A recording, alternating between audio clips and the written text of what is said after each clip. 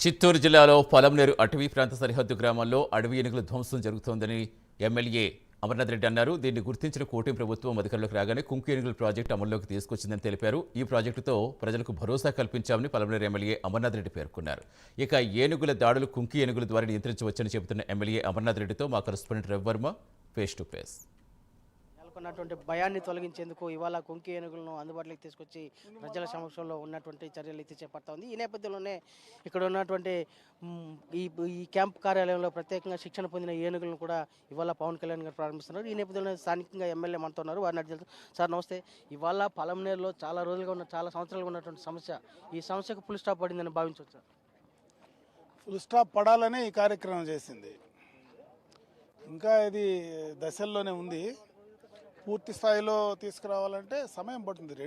ఒకటి రైతులకు ఇబ్బందులు లేకుండా దాన్ని వాళ్ళకి జరిగేటువంటి ఇబ్బందులను ఆపేది ఒకటి, ఇటుపక్క ఎలిఫెంట్ టూరిజం అని కూడా డెవలప్ చేయాలనేటువంటి ఆలోచన రెండు మిక్స్ అయి ఉన్నాయి ఈ కార్యక్రమంలో, ఈ ప్రోగ్రాంలో.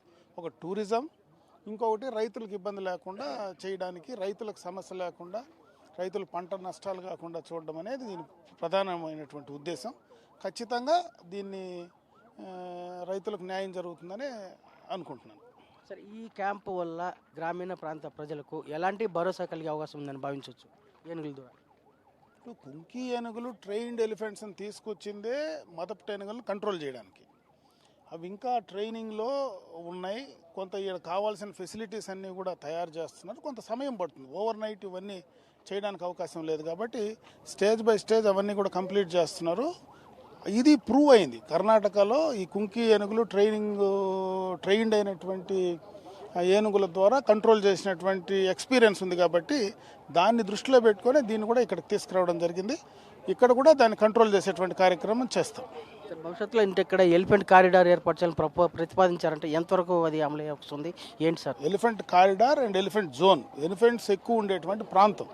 ఇక్కడ అన్ని ఎలిఫెంట్స్ వచ్చి పడవు, మదపటేనుగులు వచ్చే. కాకపోతే వాటినన్నింటినీ కూడా ట్రాక్లో పెట్టడానికి అటువంటి మదపటేనుగులకు తీసుకొచ్చి ఇక్కడ దాన్ని మళ్ళా కూడా కంట్రోల్ చేసి ట్రైన్ చేయడానికి ఇది ఒక మంచి ప్రాజెక్ట్ కింద ఉంది కాబట్టి దాన్ని ఆ రకంగా చేస్తున్నాం. ఇది ప్రధానంగా ఎలిఫెంట్ ఏనుగుల యొక్క కుంకి ఏనుగుల ద్వారా వీటిని కంట్రోల్ చేసేందుకు అన్ని రకాల చర్యలు చేపడుతున్నాము.